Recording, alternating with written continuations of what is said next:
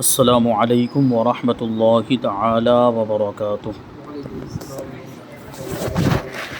نحمده ونصلي ونسلم على رسوله الكريم، اما بعد فاعوذ باللہ من الشیطان الرجیم، بسم اللہ الرحمن الرحیم۔ ان اللہ وملائکتہ یصلون علی النبی یا ایھا الذین آمنوا صلوا علیہ وسلموا تسلیما۔ اللهم صل على سيدنا ومولانا محمد معدن الجود والكرم وآله الكرام وابنه الكريم وبارك وسلم صلاة وسلاما عليك يا رسول الله صلی اللہ تعالی علیہ وسلم۔ اب یہاں سے چندے کے احکام اور مسائل بیان کیے جائیں گے۔ چندہ وہی جو ہم سمجھتے ہیں کہ کسی بھی نیک کام کے لیے، کسی بھی دینی کام کے لیے جو تعاون اور امداد وغیرہ جمع کی جاتی ہے، روپیہ پیسہ،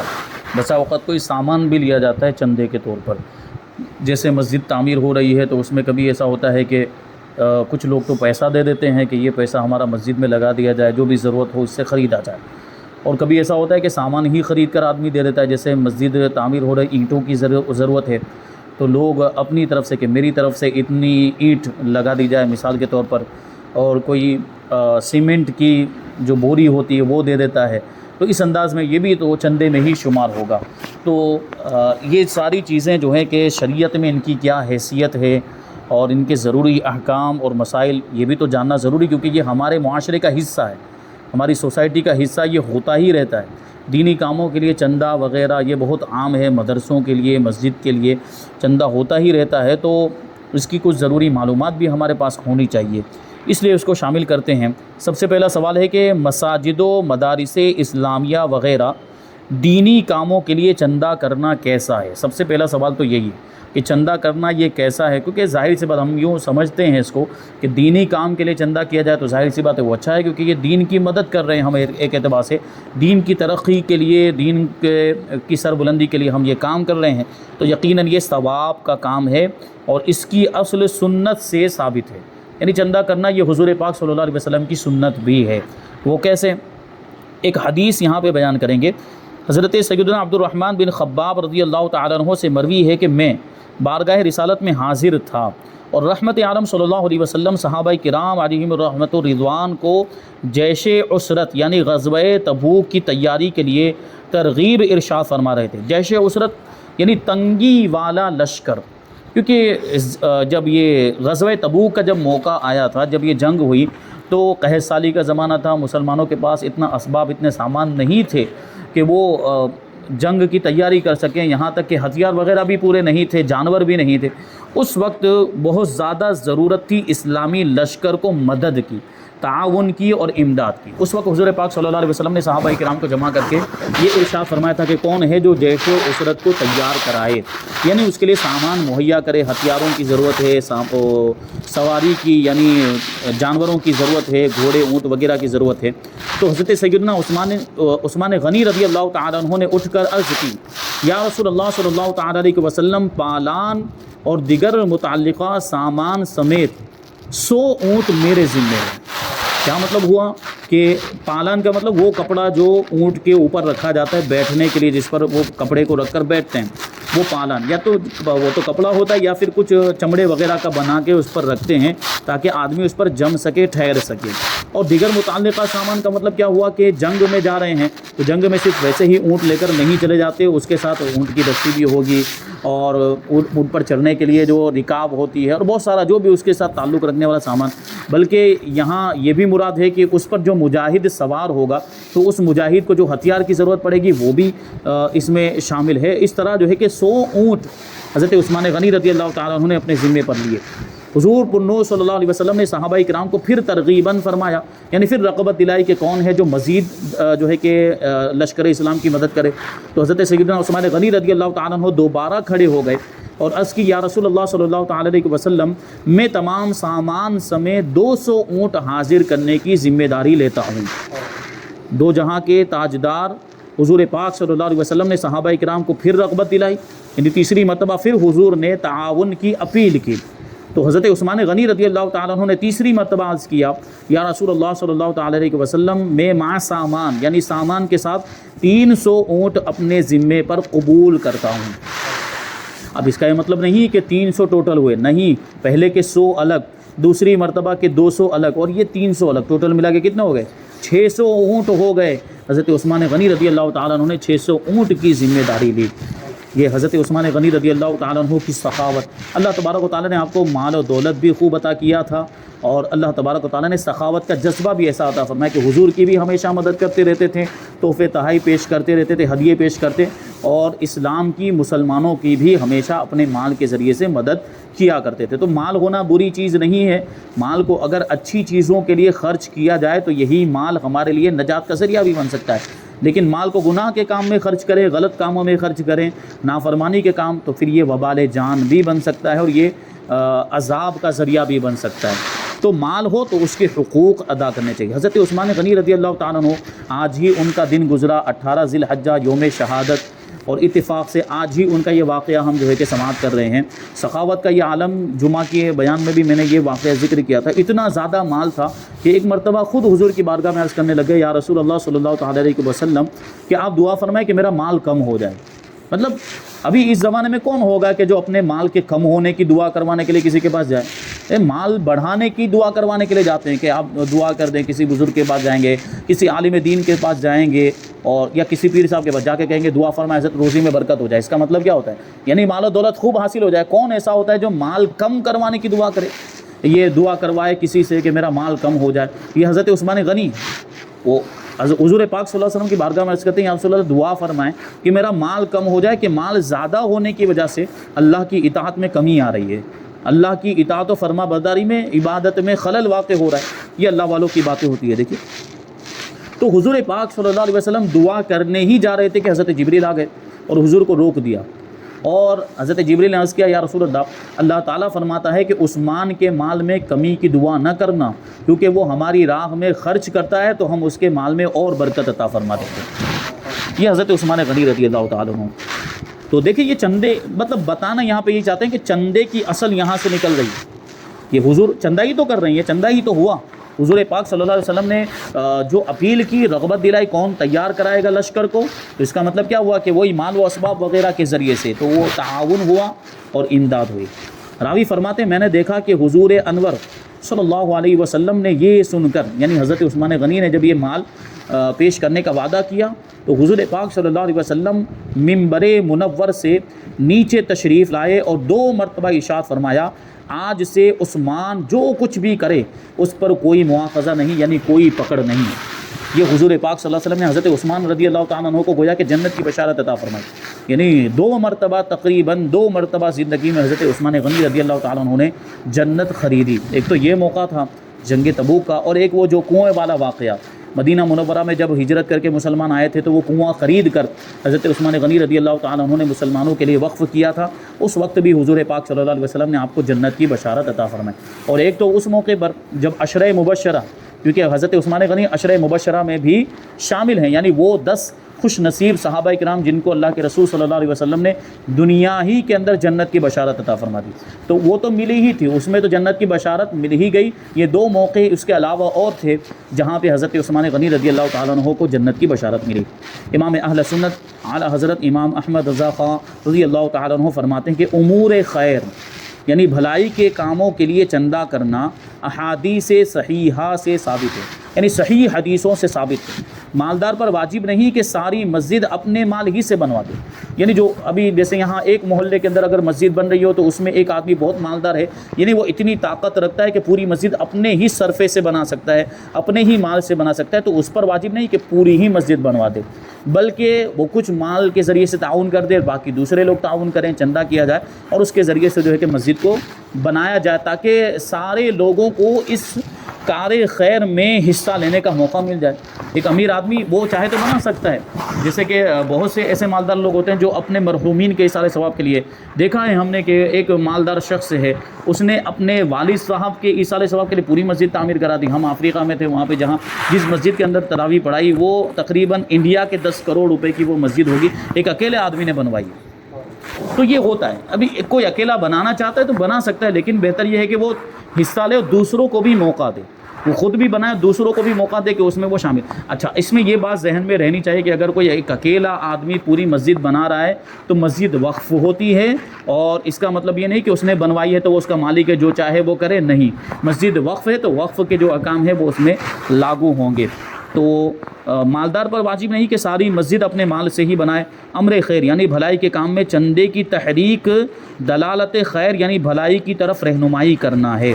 یعنی چندے پر ابھارنا، لوگوں کو چندے پر ابھارنا، یہ بھلائی کی رہنمائی کرنا ہے۔ اور حدیث مبارکہ میں ہے کہ من دل علی خیر فلہ مثل اجر فاعلہ، کہ جو کار خیر کی رہنمائی کرے، یعنی بھلائی کے کام کی طرف لوگوں کی رہنمائی کرے، لوگوں کو بلائے، تو اس کو بھی اتنا ہی اجر و ثواب ملتا ہے جتنا کار خیر کرنے والے کو ملتا ہے۔ کبھی ایسا ہو سکتا ہے کہ مان لیجئے کہ کوئی ایک شخص ہے، مسجد تعمیر ہو رہی ہے، کوئی ایک شخص ہے جو بالکل غریب ہے، بہت زیادہ غریب ہے، کہ بالکل مدد نہیں کر سکتا ہے، یعنی مسجد میں وہ تعاون نہیں کر، یا اتنا نہیں کر سکتا جتنے کی اس کو ضرورت ہے مسجد کو، تو وہ کیا کرتا ہے کہ دوسروں کو رغبت دلاتا ہے، بھائی مسجد کو ضرورت ہے اتنے اتنے تعاون کی، اتنے اتنے روپے پیسے کی، تو تم مدد کر دو۔ تو یہ کار خیر کے لیے رغبت دلانا ہوا، رہنمائی کرنا ہوا۔ تو اب اس کی رہنمائی کی بنیاد پر اور اس کی رغبت دلانے کی وجہ سے اگر وہ سامنے والا مسجد میں کچھ تعاون کرتا ہے، کچھ دیتا ہے، تو دینے والے کو تو ثواب ملے گا، ساتھ ہی ساتھ اس رہنمائی کرنے والے کو بھی ثواب ملے گا۔ تو کار خیر کی رہنمائی کرنا یہ بہت اچھی بات ہے۔ ایک اور مقام پر اعلیٰ حضرت رضی اللہ تعالیٰ عنہ فرماتے ہیں کہ مسجد خواہ کسی اور ضرورت دینی کے لیے چندہ کرنا جائز اور سنت سے ثابت ہے، یعنی مسجد کے لیے چندہ کرنا یا کسی اور دینی کام کے لیے، کسی نیک کام کے لیے، جیسے مدرسوں کے لیے بھی چندہ ہوتا ہے، تو یہ چندہ کرنا جائز ہے اور سنت سے ثابت ہے۔ اب آگے ایک سوال ہے کہ دینی کاموں کے لیے چندہ کرنے والوں کو روکنا کیسا ہے؟ ابھی ظاہر سی بات ہے دینی کام کے لیے چندہ کرنا یہ سنت سے ثابت ہوا، یعنی یہ خود ایک نیک کام ہوا۔ ابھی نیک کام سے روکنا یہ تو بری بات ہو گئی، تو وہ تو ہمیں ویسے سمجھ میں آ رہا ہے، لیکن اس کو دلیل کے ساتھ بیان کرتے ہیں۔ جواب کہ بلا وجہ شرعی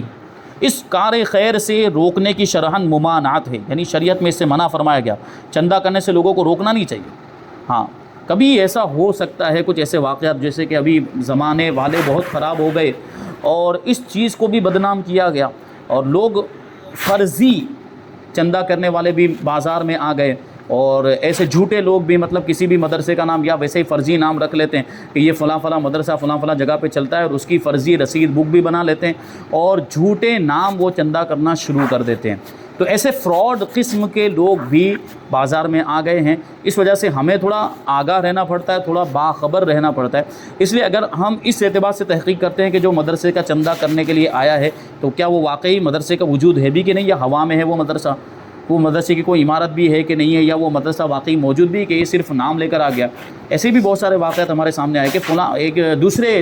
علاقے میں، وہاں سے ہمیں فون آیا کہ یہ ایک آدمی ہمارے یہاں پر آیا ہے چندہ کرنے کے لیے، اور وہ کہہ رہا ہے کہ سورت میں ایک مدرسہ ہے عثمان آباد، پتہ نہیں عثمان نگر یا عثمان آباد، پتہ نہیں کیا اس نے بتایا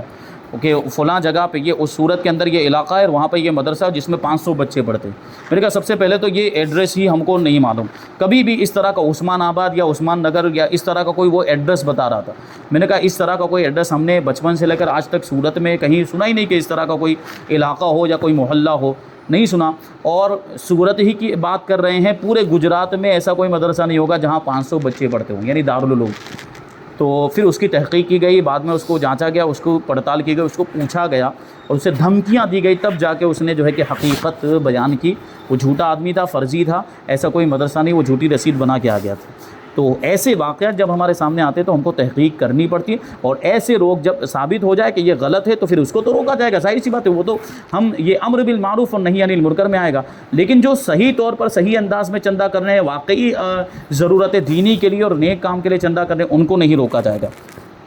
چنانچہ امام اہل سنت اعلیٰ حضرت امام احمد رضا خان ایک سوال کے جواب میں ارشاد فرماتے ہیں، امور خیر کے لیے مسلمانوں سے اس طرح چندہ کرنا بدعت نہیں، بلکہ یہ تو سنت سے ثابت ہے۔ جو لوگ اس سے روکتے ہیں وہ مناع للخیر معتد اسیم میں داخل ہوتے ہیں۔ مناع للخیر یہ آیت کریمہ ہے، معتد اسیم، اس کا معنی کیا ہوتا ہے؟ بھلائی سے بڑا روکنے والا اور حد سے بڑھنے والا گنہگار ہے۔ یعنی جو چندہ کرنے والوں کو چندہ کرنے سے روکے وہ بھلائی سے روکنے والا ہے اور حد سے بڑھنے والا ہے اور بہت بڑا گنہگار ہے، کیونکہ نیک کام سے روک رہا ہے، اور نیک کام سے روکنے والا یہ بہت برا آدمی ہوا کرتا ہے۔ سیدنا جریر رضی اللہ تعالیٰ عنہ سے روایت ہے کہ کچھ حضرات برہنہ پا برہنہ بدن، یعنی پاؤں میں ان کے جوتے بھی نہیں ہوتے اور بدن پر کپڑا بھی نہیں ہوتا، وہ صرف ایک کملی کفنی کی طرح چیر کر گلے میں ڈالے، یہ حضور پاک صلی اللہ علیہ وسلم کی خدمت میں حاضر ہوئے۔ ایسے کچھ لوگ یعنی جن کے پیر میں چپل بھی نہیں تھی، جن کے بدن پہ کپڑا بھی نہیں تھا، صرف ایک چادر کو اس انداز میں کہ بیچ میں سے سوراخ کر لیا اور اس طرح جو ہے کہ اوپر سے اندر سے وہ اس سوراخ کے اندر سے سر کو نکال کر اس کے اوپر چیر کر گلے میں اس کو ڈالے ہوئے حضور پاک صلی اللہ علیہ وسلم کی خدمت میں حاضر ہوئے۔ ظاہر سی بات ہے، پاؤں میں چپل نہیں، بدن پہ کپڑا نہیں، تو اس کا کیا مطلب ہو رہا ہے کہ وہ بہت غریب تھے، وہ بہت ہی مفلس لوگ تھے، یہ حضور کی خدمت میں حاضر ہوئے۔ تو حضور پرنور صلی اللہ علیہ وسلم نے ان کی محتاجی دیکھی تو چہرہ انور کا رنگ بدل گیا، کیونکہ حضور پاک صلی اللہ علیہ وسلم سے امت کی تکلیف نہیں دیکھی جاتی۔ تو بلال رضی اللہ تعالیٰ عنہ کو اذان کا حکم دیا۔ اب نماز سے فارغ ہونے کے بعد حضور پاک صلی اللہ علیہ وسلم نے خطبہ ارشاد فرمایا، اور خطبے کے اندر حضور پاک صلی اللہ علیہ وسلم نے کچھ آیتوں کی تلاوت کی۔ پھر اس کے بعد ارشاد فرمایا کہ کوئی شخص اپنی اشرفی سے صدقہ کرے، یعنی درہم سے صدقہ کرے، کوئی روپے سے صدقہ کرے، کوئی کپڑے سے، کوئی اپنے قلیل گیہوں سے، کوئی اپنے تھوڑے سے چھہاروں سے، یہاں تک کہ فرمایا کہ اگرچہ آدھا چھہارا بھی اگر کسی کے پاس ہو تو وہ بھی، یعنی چھہارا مطلب جس کو ہم لوگ خارق بولتے ہیں، تو اس کے ذریعے سے بھی اگر کسی کے پاس صدقے کے لیے کچھ اور نہیں ہے اور وہ ایک چھہارا ہی ہے یا آدھا چھہارا ہو تو وہ بھی پیش کرے تاکہ ان غریبوں کی مدد کی جا سکے۔ اس ارشاد گرامی یعنی چندہ دینے کی ترغیب کو سن کر ایک انصاری صحابی رضی اللہ تعالیٰ عنہ روپیوں کا یعنی درہم و دینار کا تھیلا اٹھا کر لے آئے، اور اتنا وزنی تھا وہ جس کے اٹھانے میں ان کے ہاتھ تھک گئے، یعنی اتنا بھاری تھا کہ اس کو اٹھا بھی نہیں پا رہے تھے۔ وہ ایک انصاری صحابی، کہ حضور کے رغبت دلانے کی وجہ سے یہ ان کا جذبہ تھا مدد کرنے کا۔ پھر لوگ پے در پہ صدقات لانے لگے، یہاں تک کہ دو انبار یعنی ڈھیر کھانے اور کپڑے کے ہو گئے، یعنی ایک طرف کھانے کا ڈھیر لگ گیا، ایک طرف کپڑے کا ڈھیر لگ گیا،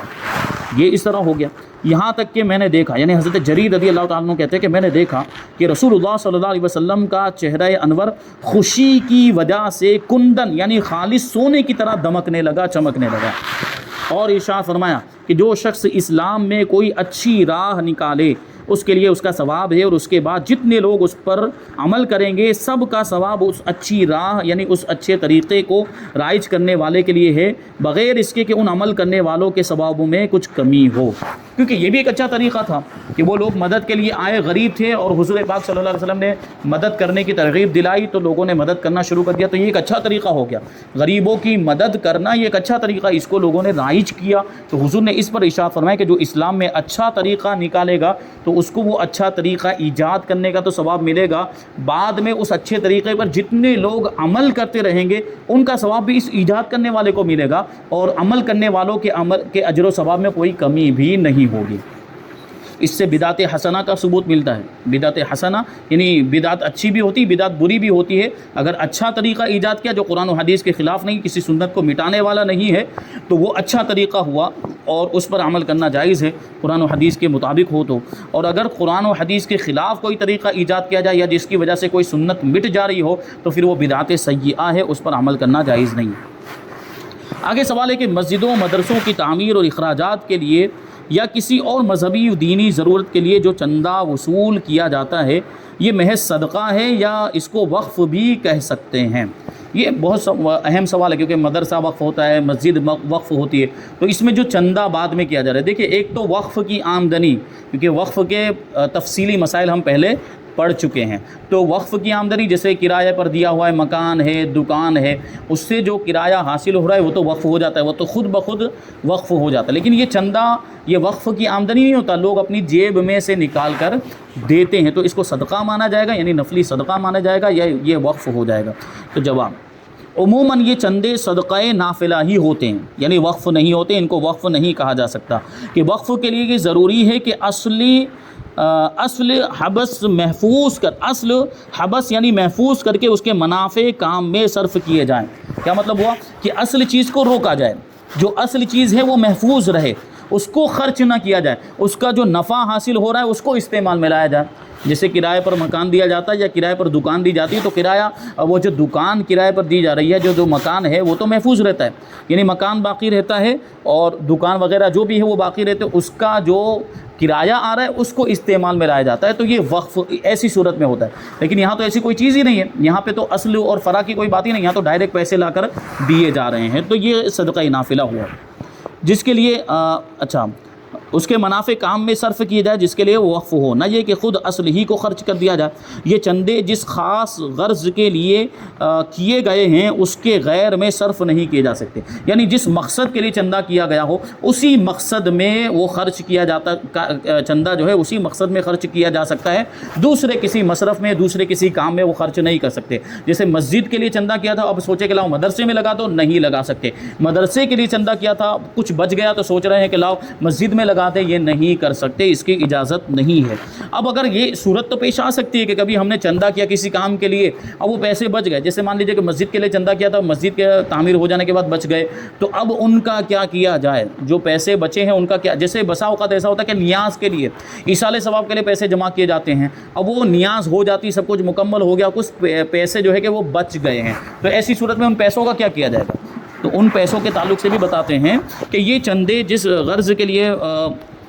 کیے گئے ہیں اسی میں صرف ہو سکتے ہیں، دوسرے کسی کام میں اس کو خرچ نہیں کیا جا سکتا۔ اگر وہ غرض پوری ہو چکی، یعنی وہ کام پورا ہو گیا جس کے لیے چندہ کیا گیا، تو جس نے دیے ہیں ان کو واپس کیے جائیں، یعنی یہ چندے جس نے دیے ہیں ان کی ملکیت میں واپس لوٹ جائے گا۔ چندہ جو ہے جیسے نیاز کے لیے ہم نے پیسے جمع کیے 100 روپے، میرا مثال کے طور پر 20 لوگوں کے پاس سے لیے تو یہ 2000 روپے جمع ہو گئے تھے، لیکن جو مثال کے طور پر نیاز جو تھی وہ 1500 میں ہی مکمل ہو گئے، 500 روپے بچے ہیں، تو یہ 500 روپے ان کے حصے کے اعتبار سے 20 لوگ تھے تو 20 لوگوں کے حصے کے حساب سے یہ 500 روپے ان کے اندر تقسیم ہوں گے، یعنی ان کی ملکیت میں یہ لوٹ جائیں گے۔ اب کرنا کیا ہے ہم کو؟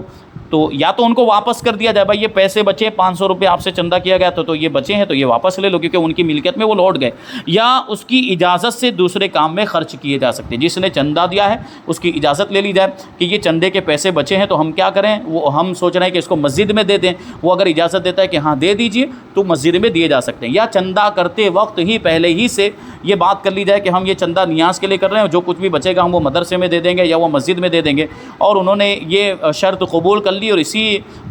شرط پر جو ہے کہ انہوں نے چندہ دیا، تو اب ظاہر سی بات نیاز ہو جانے کے بعد جو چندہ بچے گا کیونکہ اب وہاں پہ اجازت پہلے ہی سے موجود ہے وہ مسجد میں دیا جا سکتا ہے، یا جس چیز کی بات ہوئی ہے اس چیز میں اس کو لگایا جا سکتا ہے۔ بغیر اجازت کے خرچ کرنا ناجائز ہے، ان کی اجازت لیے بغیر خرچ کرنا جائز نہیں۔ اب بسا اوقات کیسا ہوتا ہے کہ دلالتاً اجازت ہوتی ہے، یعنی عام طور پر یہ مانا جاتا ہے کہ یہ بچتے ہیں تو فلاں کام میں لگایا ہی جاتا ہے، یا عام طور پر یہ چیز ہوتی ہے کہ پیسے بچیں گے تو کسی دینی کام میں لگا دیں گے، کسی نیک کام میں لگا دیں گے، لوگوں کو پہلے سے یہ چیز معلوم ہے، یا تو ہے کہ پہلی مرتبہ جب کیا تھا تو پہلی مرتبہ ان لوگوں نے یہ ساری وضاحت کر دی تھی کہ بچیں گے تو ہم دینی کام میں لگا دیں، اب دوسری مرتبہ تیسری مرتبہ یہ ہوتا چلا جا رہا ہے، اب لوگوں کو پہلے ہی سے معلوم ہے کہ جب بھی یہ کام کرتے ہیں تو اس میں ایسا ہوتا ہے کہ چندہ بچتا ہے تو کسی دوسرے نیک کام میں یہ لوگ لگا دیتے ہیں، تو اب وہاں پہ لوگوں کی طرف سے دلالتاً اجازت ہو گئی، اب ان کی اجازت بار بار لینے کی بھی ضرورت نہیں ہے، اب اگر یہاں پہ خرچ کر دیں گے تو کوئی حرج نہیں ہے۔ ابھی اس میں اور مسائل کچھ باقی ہیں، انشاءاللہ ان کو آئندہ شامل کیا جائے گا۔ اللہ تبارک و تعالیٰ کی بارگاہ میں دعا ہے کہ جو کچھ بھی بیان ہوا اس پر ہم سب کو عمل کرنے کی توفیق عطا فرمائے۔ وما علینا الا البلاغ۔ السلام علیکم۔